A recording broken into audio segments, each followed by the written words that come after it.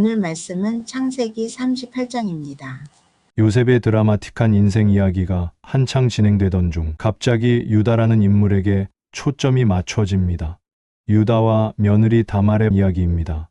유다가 언약 공동체를 떠나 가나안 여인과 결혼하며 영적으로 방황하고 그의 두 아들이 연속으로 죽는 비극을 겪습니다.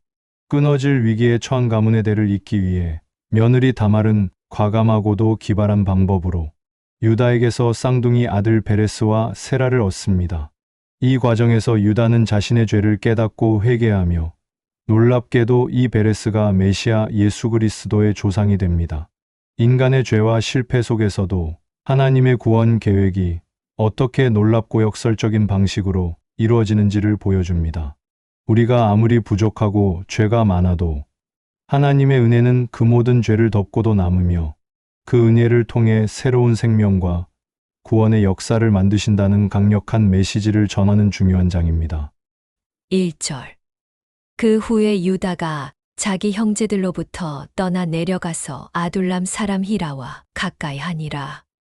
그 후에라는 말은 이 이야기가 요셉을 팔아버린 충격적인 사건, 바로 다음에 일어났다는 뜻입니다. 유다는 양심의 가책과 마음의 갈등 때문에 언약 공동체를 떠나 내려갔습니다. 이 내려감은 영적으로 침체되었다는 의미입니다.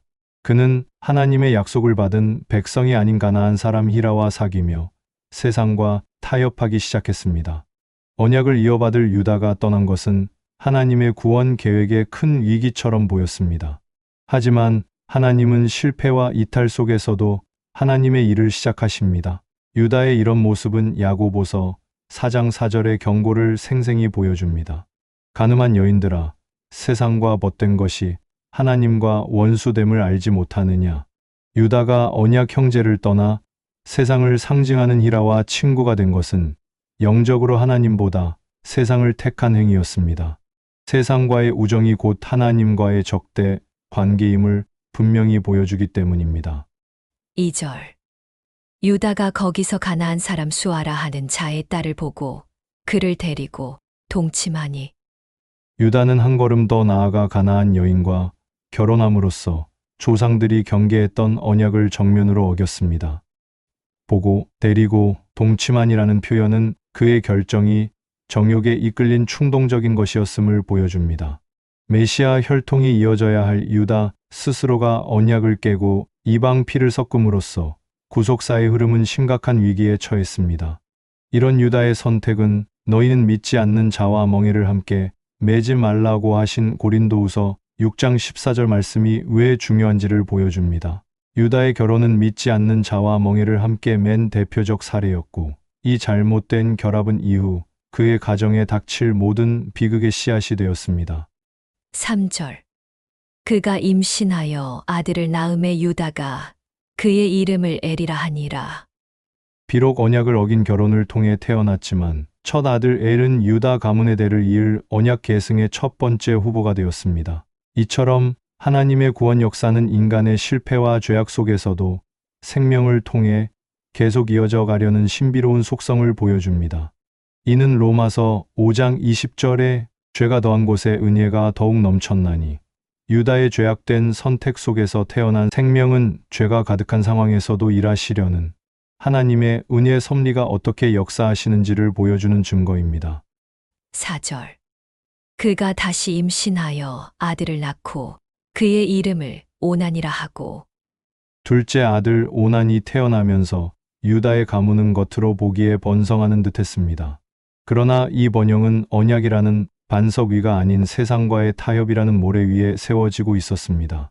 이런 모습은 마태복음 7장 26절에 나오는 어리석은 건축자의 비유와 같습니다.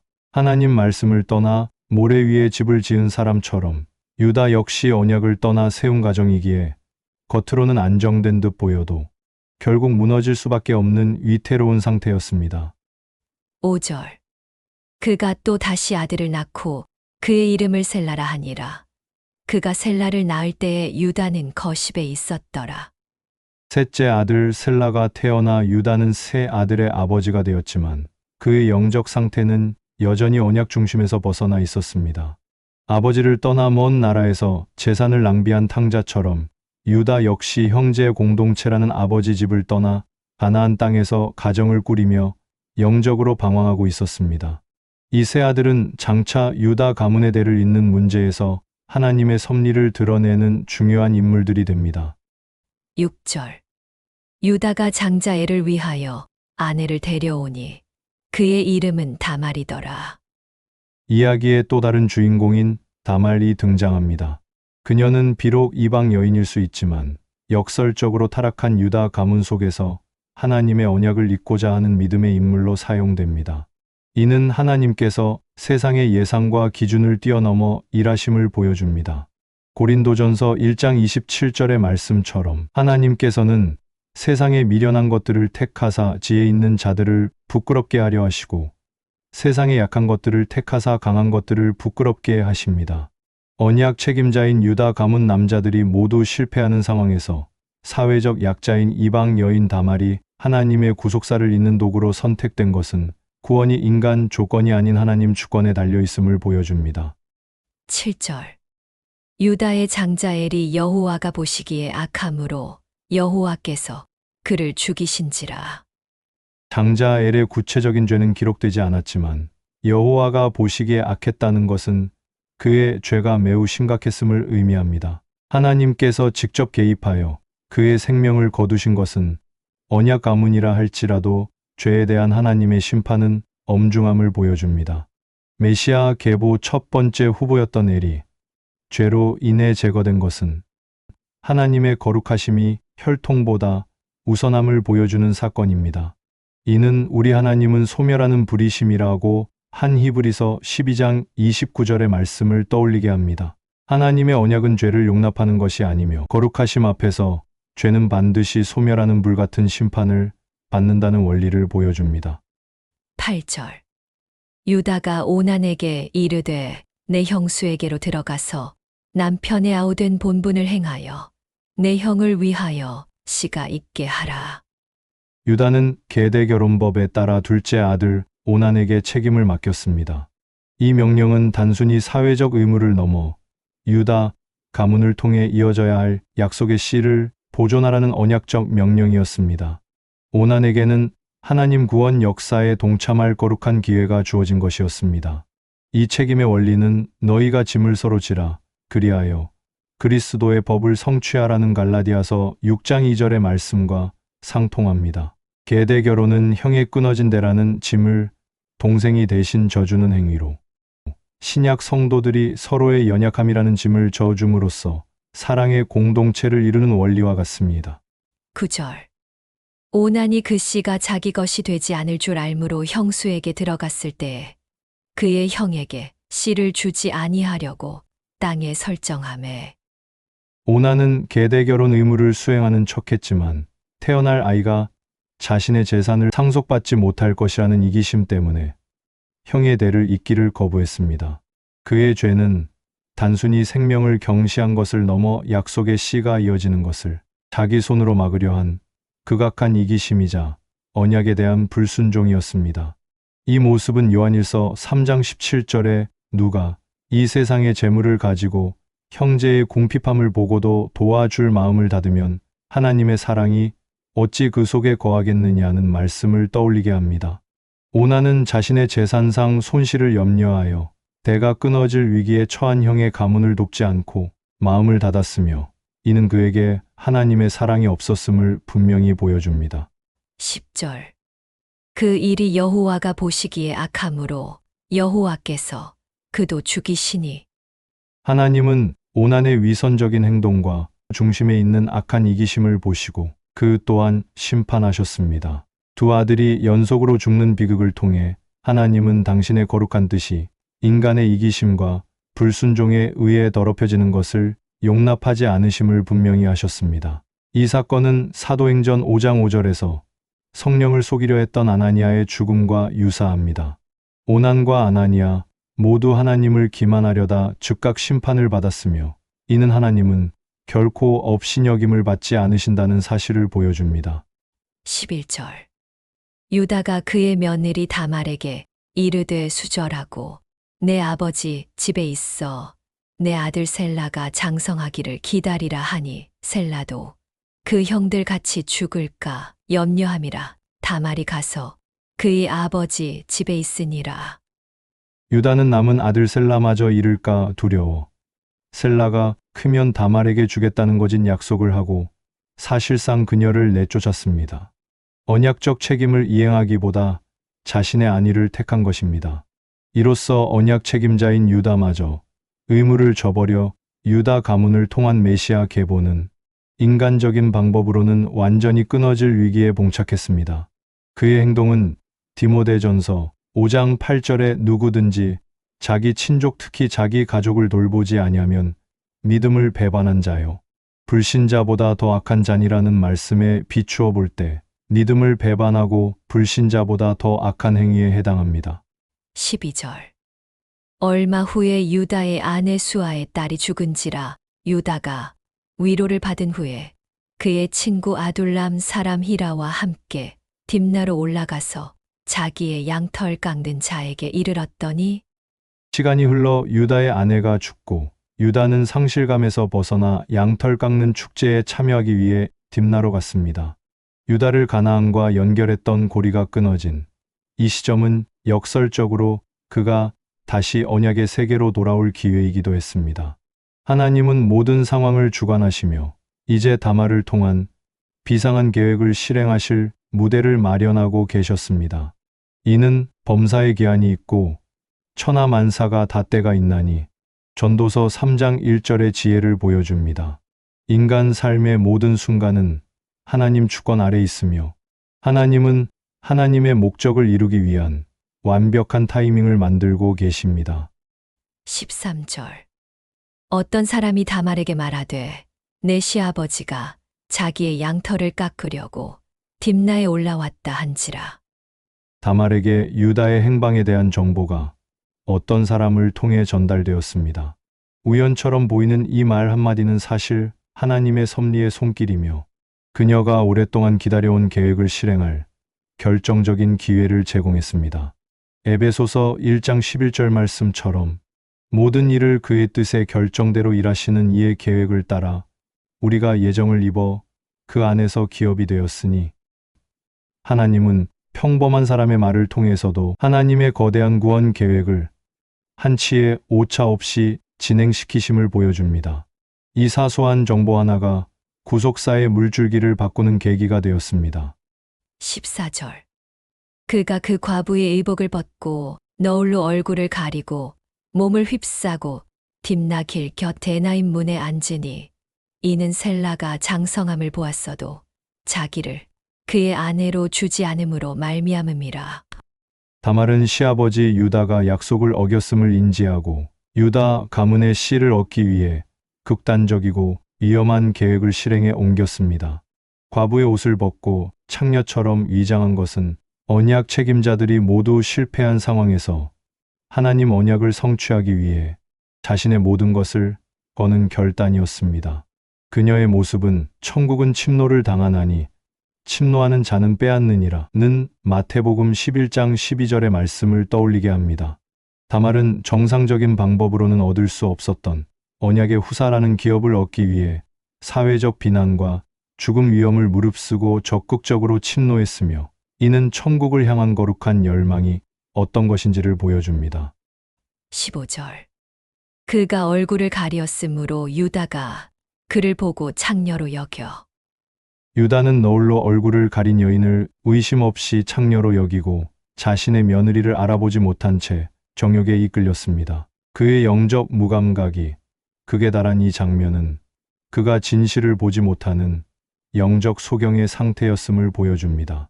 이는 요한복음 9장 39절 보지 못하는 자들은 보게 하고 보는 자들은 맹인이 되게 하려 함이라는 말씀의 영적 원리를 보여줍니다.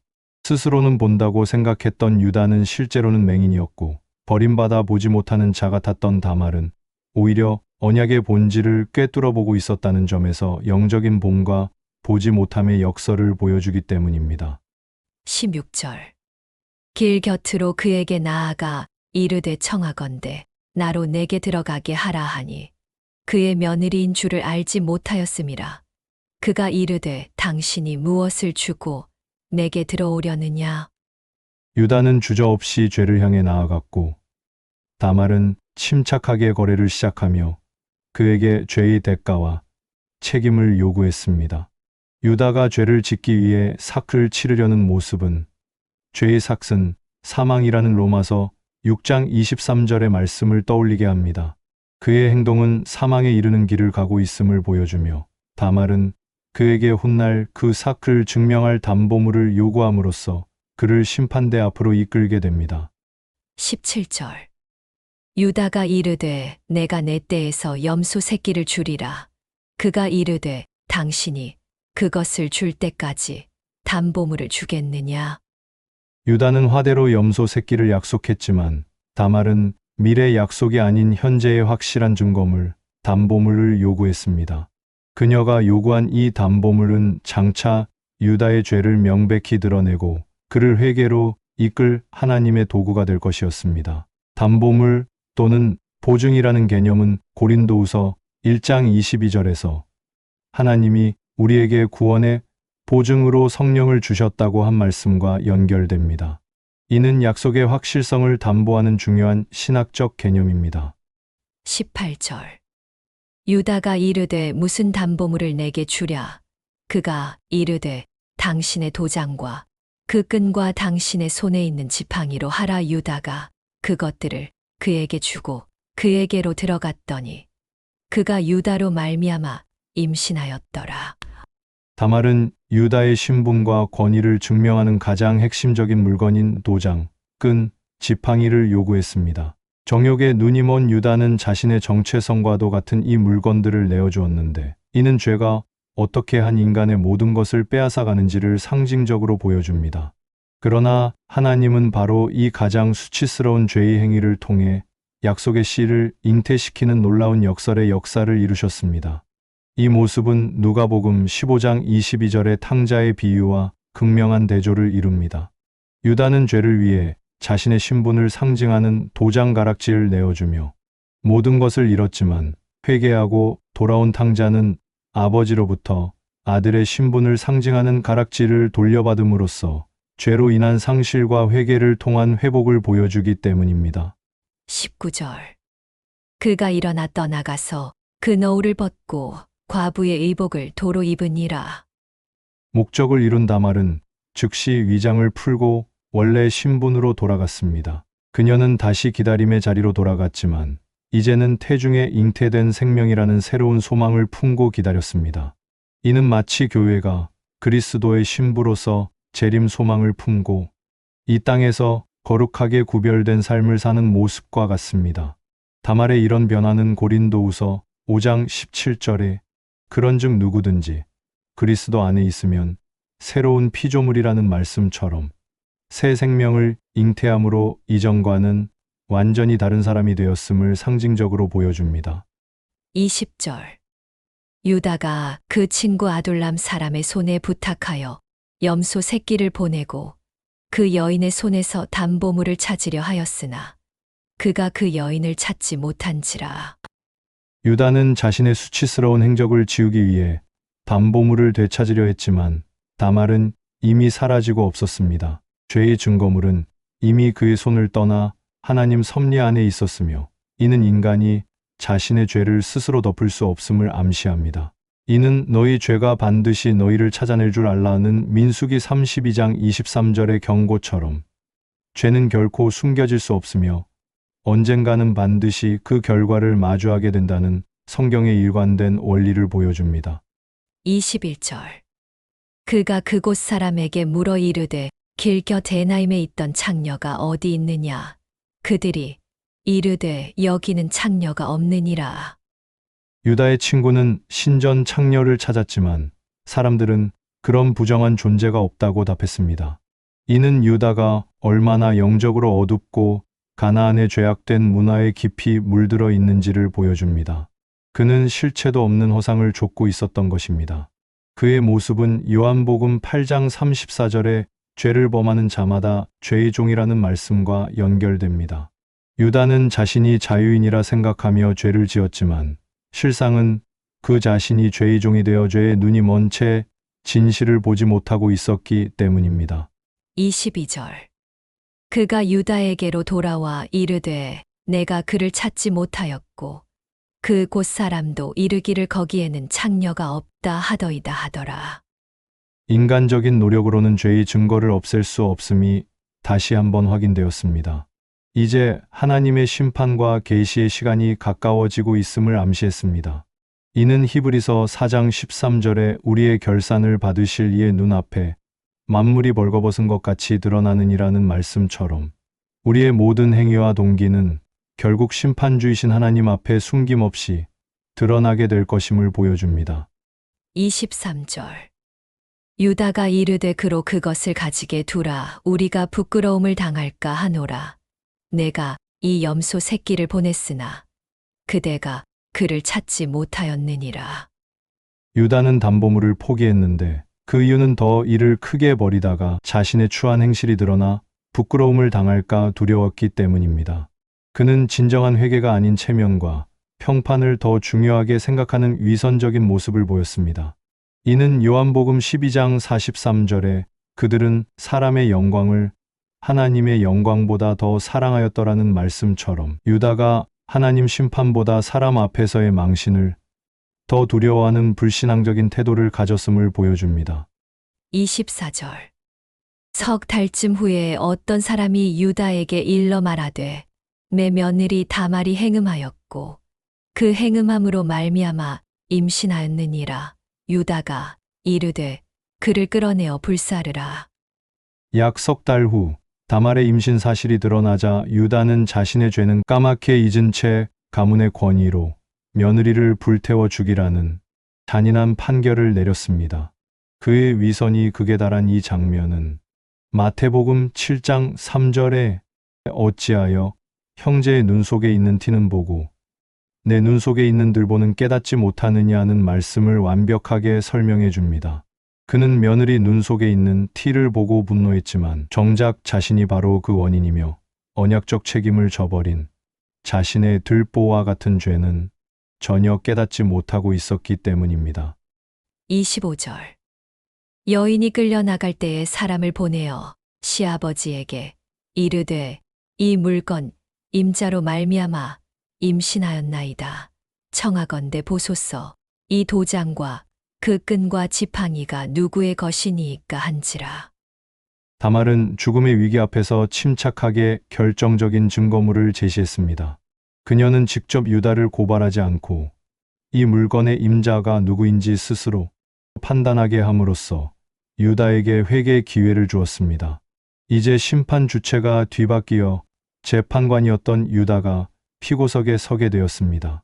그녀의 지혜로운 행동은 고린도후서 4장 5절에 주께서 오시기까지 아무것도 판단하지 말라. 그가 어둠에 감추인 것들을 드러내고 마음의 뜻을 나타내시리니 라는 말씀을 떠올리게 합니다. 다말은 섣불리 판단하지 않고 증거를 통해 어둠에 감추인 것이 스스로 드러나게 하여 모든 것을 올바르게 판단하실 하나님의 때를 기다리는 성도의 자세를 보여줍니다. 26절. 유다가 그것들을 알아보고 이르되 그는 나보다 옳도다. 내가 그를 내 아들 셀라에게 주지 아니하였음이로다 하고 다시는 그를 가까이 하지 아니하였더라. 유다는 증거물 앞에서 자신의 죄를 즉시 인정했습니다. 그는 나보다 옳도다라는 고백은 단순히 도덕적 우위를 넘어 그녀가 나보다 의롭다는 신앙적 고백입니다. 자신의 죄가 모든 일의 원인이었음을 시인하는 이 결정적인 회개의 순간을 통해 유다는 비로소 언약의 가장다운 자격을 회복했습니다. 하나님은 인간의 가장 큰 수치와 실패 자리를 가장 위대한 회복과 구원의 자리로 바꾸십니다. 이런 유다의 회개는 누가복음 18장 13절에서 하나님이여 불쌍히 여기소서 나는 죄인이로소이다 라고 기도하여 의롭다 하심을 받은 세리의 모습과 같습니다. 자신의 죄를 인정하는 바로 그 자리에서 그는 하나님 앞에 바로 서게 되었습니다. 27절. 해산할 때에 보니 쌍태라. 다말의 해산 때가 되어 보니 놀랍게도 뱃속에 쌍둥이가 있었습니다. 이는 그녀의 믿음과 행동에 대한 하나님의 풍성한 축복과 보상을 상징합니다. 유다 가문의 대가 끊어질 위기에서 하나님께서는 한 명도 아닌 2명의 아들을 주심으로 언약의 풍성함을 보여주셨습니다. 이는 우리가 구하거나 생각하는 모든 것에 더 넘치도록 능히 하실 이라고 하신 에베소서 3장 20절의 말씀처럼 우리의 기대를 뛰어넘어 일하시는 하나님의 능력을 보여줍니다. 28절. 해산할 때에 손이 나오는지라 산파가 이르되 이는 먼저 나온 자라 하고 홍색 실을 가져다가 그 손에 메었더니 출산 과정에서 한 아이의 손이 먼저 나왔고 산파는 그가 장자임을 표시하기 위해 붉은 실을 묶었습니다. 홍색 실은 피를 상징하며 장차 예수 그리스도의 보혈로 말미암아 구원을 예표하는 것으로 해석할 수 있습니다. 장자됨의 표시에 피를 상징하는 홍색 실이 사용된 것은 히브리서 9장 22절에 피 흘림이 없은즉 사함이 없느니라고 하신 말씀처럼 구속사 전체를 관통하는 피의 언약의 중요성을 암시합니다. 29절. 그 손을 도로 들이며 그의 아우가 나오는지라 산파가 이르되 내가 어찌하여 터뜨리고 나오느냐 하였으므로 그 이름을 베레스라 불렀고 붉은 실을 맨 손이 다시 들어가고 동생이 형을 제치고 먼저 나왔습니다. 터뜨리고 나오다라는 뜻의 베레스라는 이름처럼 차자였던 베레스가 실질적인 장자가 되었습니다. 이 출생 순서의 역전은 인간의 질서나 예상을 뛰어넘는 하나님의 주권적인 선택을 보여줍니다. 이는 마태복음 21장 42절에 건축자들이 버린 돌이 모퉁이의 머릿돌이 되었나니라는 말씀처럼 사람들에게 버림받고 자격 없어 보이는 존재를 통해 하나님의 역사를 이루시는 하나님의 기이한 섭리를 보여줍니다. 30절. 그의 형 곧 손에 홍색 실 있는 자가 뒤에 나오니 그의 이름을 세라라 불렀더라. 이로써 유다와 다말을 통해 베레스와 세라가 태어나고 끊어질 뻔했던 메시아의 계보는 성공적으로 이어졌습니다. 이 모든 이야기의 결론은 마태복음 1장 3절에서 명확해집니다. 유다는 다말에게서 베레스와 세라를 낳고 예수 그리스도 족보 첫머리의 유다와 함께 죄 많은 이방 여인 다말의 이름과 그들의 부끄러운 관계를 통해 태어난 베레스의 이름이 당당히 기록됩니다. 이는 예수 그리스도의 구원이 인간의 의로움이나 깨끗한 혈통이 아닌 오직 죄와 수치를 덮으시고 새 생명을 창조하시는 하나님의 전적인 은혜와 주권으로 말미암았음을 선포하는 것입니다. 기도하겠습니다. 유다의 연약함과 다말의 믿음 속에서 역사하신 주님의 놀라운 구속사를 깊이 묵상합니다. 인간의 죄와 실패가 가득한 상황 속에서도 주님께서는 구원의 계획을 한치의 오차 없이 이루어 가셨음을 깨닫습니다. 끊어질 듯했던 메시아의 계보를 놀라운 은혜로 이어가시어 마침내 예수 그리스도를 이 땅에 보내주셨으니 그 크신 사랑에 감사와 찬양을 드립니다. 하나님, 우리들의 삶에도 유다와 같은 어리석음과 죄악이 있음을 겸손히 고백합니다. 그러나 하나님의 은혜가 우리들의 모든 허물을 덮고도 남음을 미사오니 우리를 날마다 새롭게 빚어 주옵소서. 하나님의 뜻대로 살아가며 하나님의 영광을 온전히 드러내는 복된 삶이 되게 하여 주시옵소서. 이 모든 말씀 우리를 구원하신 우리 주 예수 그리스도의 이름으로 간절히 기도드립니다. 아멘. 다시 한번 창세기 38장 본문을 묵상합니다. 그 후에 유다가 자기 형제들로부터 떠나 내려가서 아둘람 사람 히라와 가까이 하니라. 유다가 거기서 가나안 사람 수아라 하는 자의 딸을 보고 그를 데리고 동침하니 그가 임신하여 아들을 낳음에 유다가 그의 이름을 에리라 하니라. 그가 다시 임신하여 아들을 낳고 그의 이름을 오난이라 하고 그가 또 다시 아들을 낳고 그의 이름을 셀라라 하니라. 그가 셀라를 낳을 때에 유다는 거십에 있었더라. 유다가 장자애를 위하여 아내를 데려오니 그의 이름은 다말이더라. 유다의 장자엘이 여호와가 보시기에 악함으로 여호와께서 그를 죽이신지라. 유다가 오난에게 이르되 내 형수에게로 들어가서 남편의 아우된 본분을 행하여 내 형을 위하여 씨가 있게 하라. 오난이 그 씨가 자기 것이 되지 않을 줄 알므로 형수에게 들어갔을 때에 그의 형에게 씨를 주지 아니하려고 땅에 설정하매 그 일이 여호와가 보시기에 악함으로 여호와께서 그도 죽이시니 유다가 그의 며느리 다말에게 이르되 수절하고 내 아버지 집에 있어 내 아들 셀라가 장성하기를 기다리라 하니 셀라도 그 형들 같이 죽을까 염려함이라 다말이 가서 그의 아버지 집에 있으니라. 얼마 후에 유다의 아내 수아의 딸이 죽은지라 유다가 위로를 받은 후에 그의 친구 아둘람 사람 히라와 함께 딥나로 올라가서 자기의 양털 깎는 자에게 이르렀더니 어떤 사람이 다말에게 말하되 내 시아버지가 자기의 양털을 깎으려고 딥나에 올라왔다 한지라. 그가 그 과부의 의복을 벗고 너울로 얼굴을 가리고 몸을 휩싸고 딥나 길 곁 에나임 문에 앉으니 이는 셀라가 장성함을 보았어도 자기를 그의 아내로 주지 않음으로 말미암음이라. 그가 얼굴을 가리었으므로 유다가 그를 보고 창녀로 여겨 길 곁으로 그에게 나아가 이르되 청하건대 나로 내게 들어가게 하라 하니 그의 며느리인 줄을 알지 못하였음이라. 그가 이르되 당신이 무엇을 주고 내게 들어오려느냐. 유다가 이르되 내가 내 떼에서 염소 새끼를 주리라. 그가 이르되 당신이 그것을 줄 때까지 담보물을 주겠느냐. 유다가 이르되 무슨 담보물을 내게 주랴. 그가 이르되 당신의 도장과 그 끈과 당신의 손에 있는 지팡이로 하라. 유다가 그것들을 그에게 주고 그에게로 들어갔더니 그가 유다로 말미암아 임신하였더라. 그가 일어나 떠나가서 그 너울을 벗고 과부의 의복을 도로 입으니라. 유다가 그 친구 아둘람 사람의 손에 부탁하여 염소 새끼를 보내고 그 여인의 손에서 담보물을 찾으려 하였으나 그가 그 여인을 찾지 못한지라. 그가 그곳 사람에게 물어 이르되 길 곁 에나임에 있던 창녀가 어디 있느냐. 그들이 이르되 여기는 창녀가 없느니라.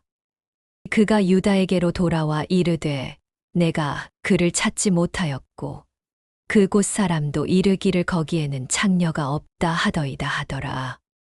유다가 이르되 그로 그것을 가지게 두라. 우리가 부끄러움을 당할까 하노라.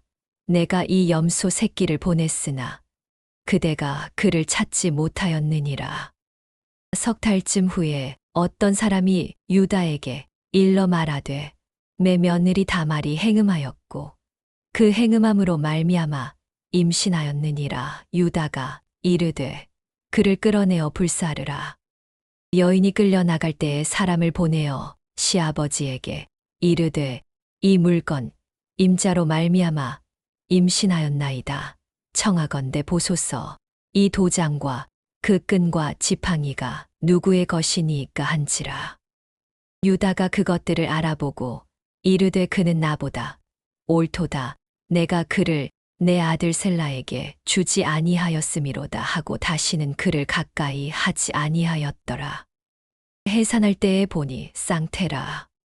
해산할 때에 손이 나오는지라 산파가 이르되 이는 먼저 나온 자라 하고 홍색 실을 가져다가 그 손에 메었더니 그 손을 도로 들이며 그의 아우가 나오는지라. 산파가 이르되 내가 어찌하여 터뜨리고 나오느냐 하였으므로 그 이름을 베레스라 불렀고 그의 형 곧 손에 홍색 실 있는 자가 뒤에 나오니 그의 이름을 세라라 불렀더라.